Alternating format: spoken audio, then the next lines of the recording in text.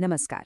आज हम एक ऐसे पावरफुल फ्रेमवर्क को समझने वाले हैं जो बिजनेस की सबसे मुश्किल चुनौतियों में से एक को हल करने में मदद करता है, और वो चुनौती है बेहतरीन सर्विस क्वालिटी देना। तो चलिए सबसे पहले कोर प्रॉब्लम को समझते हैं। देखिए, किसी फिजिकल प्रोडक्ट के उलट एक सर्विस एक एक्सपीरियंस है, एक वादा है। तो सवाल ये उठता है कि कोई भी बिजनेस इतनी इंटैंजिबल यानी जिसे छुआ नहीं जा सकता, उस चीज को मापेगा कैसे? और ये चैलेंज और भी बड़ा हो जाता है जब हम एक सर्विस को किसी प्रोडक्ट से कंपेयर करते हैं। एक प्रोडक्ट को आप छू सकते हैं, देख सकते हैं, पर सर्विस तो एक एहसास है। दोनों के नियम, कायदे सब बिल्कुल अलग हैं, और इसीलिए इन्हें मैनेज करने का तरीका भी एकदम यूनिक होना चाहिए। तो चलिए इसमें और अंदर चलते हैं। यह है हमारा आज का रोड मैप। हम सर्विस क्वालिटी की पहेली से शुरू करेंगे, फिर सर्विस के पीछे की फिलॉसफी को समझेंगे। इसके बाद सर्व कॉल मॉडल को जानेंगे, गैप्स को ढूंढना और मापना सीखेंगे, डेटा को एक्शन में कैसे बदला जाए ये देखेंगे, और आखिर में एक्सेलेंस की तरफ कैसे बढ़ा जाए इस पर बात करेंगे। तो सबसे पहले ये समझते हैं कि आखिर सर्विस क्वालिटी को नापना इतना मुश्किल है ही क्यों? असल में ये सर्विस की 4 यूनिक कैरेक्टरिस्टिक्स की वजह से है। पहला तो है इंटेंजिबिलिटी, मतलब सर्विस को छुआ नहीं जा सकता। इससे खरीदने से पहले आप जांच नहीं सकते, और इसी वजह से एक अनसर्टेनिटी बनी रहती है। दूसरा है हेटेरोजेनिटी। इसका सीधा सा मतलब है कि सर्विस की क्वालिटी हर बार एक जैसी नहीं होती। एक कर्मचारी शायद बहुत अच्छी सर्विस दे, दूसरा उतना नहीं, या हो सकता है आज सर्विस अच्छी मिले, कल ना मिले। तीसरा गुण है पेरिशेबिलिटी, मतलब ये कि सर्विसेज को स्टोर करके नहीं रखा जा सकता। सोचिए, एक एयरलाइन की खाली सीट या होटल का खाली कमरा, वो रेवेन्यू का नुकसान है जो कभी वापस नहीं आएगा। और चौथा है साइमल्टेनिटी। इसका मतलब है कि सर्विस बनती भी उसी वक्त है जब कस्टमर उसे एक्सपीरियंस कर रहा होता है, तो कस्टमर का अनुभव प्रोसेस का ही एक हिस्सा बन जाता है। तो अब सवाल ये है कि इतनी कॉम्प्लेक्स प्रॉब्लम के साथ कोई भी बिजनेस आखिर शुरुआत करे तो करे कहाँ से? इसका जवाब एक फिलॉसफी में छिपा है, जिसे कहते हैं टोटल क्वालिटी मैनेजमेंट, यानी TQM।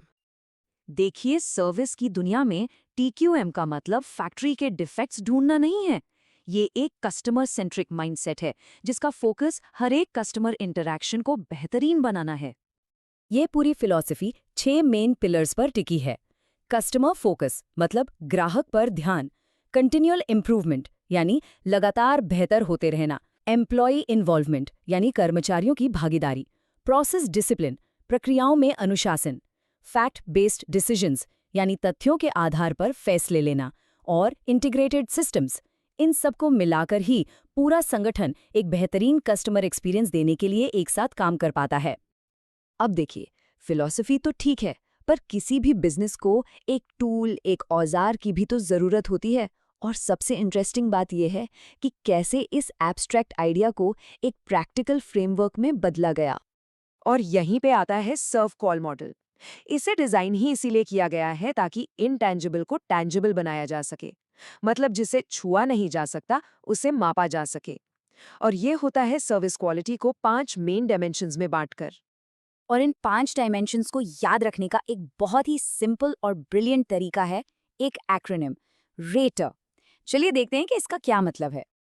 ये 5 डायमेंशंस कस्टमर एक्सपीरियंस के हर पहलू को छूते हैं। रिलायबिलिटी, मतलब क्या वादे पूरे किए गए।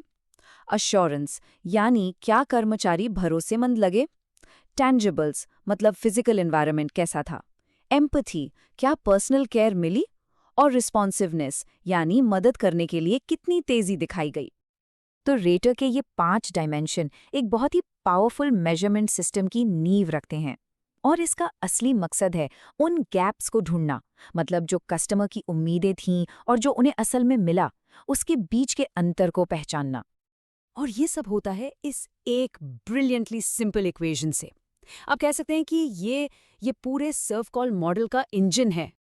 तो जब एक नेगेटिव गैप आता है, मतलब जब परसेप्शन यानी जो अनुभव हुआ वो एक्सपेक्टेशन यानी उम्मीद से कम रह जाता है, तो ये सीधे सीधे एक प्रॉब्लम एरिया की तरफ इशारा करता है जिस पर तुरंत ध्यान देने की जरूरत है।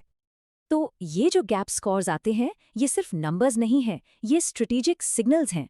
पॉजिटिव गैप्स बताते हैं कि आप क्या बहुत अच्छा कर रहे हैं, और नेगेटिव गैप्स साफ साफ बताते हैं कि कहाँ पर सुधार की गुंजाइश है।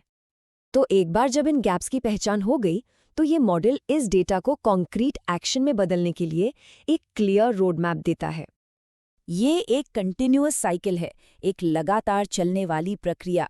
सबसे पहले एक बेसलाइन सर्वे किया जाता है, फिर जो सबसे बड़े गैप्स हैं उन्हें प्रायोरिटाइज किया जाता है।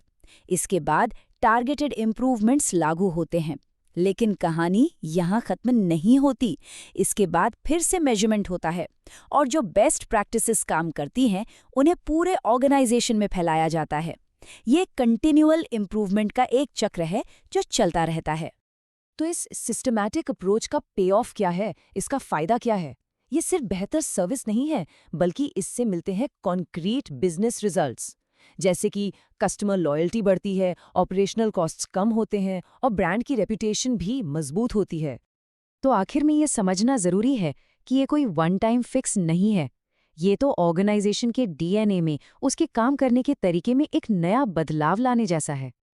तो सार ये है कि जब TQM की फिलॉसफी को सर्व कॉल की टूल के साथ जोड़ा जाता है तो कोई भी ऑर्गेनाइजेशन एक्सीलेंस के लिए एक सस्टेनेबल सिस्टम बना सकता है।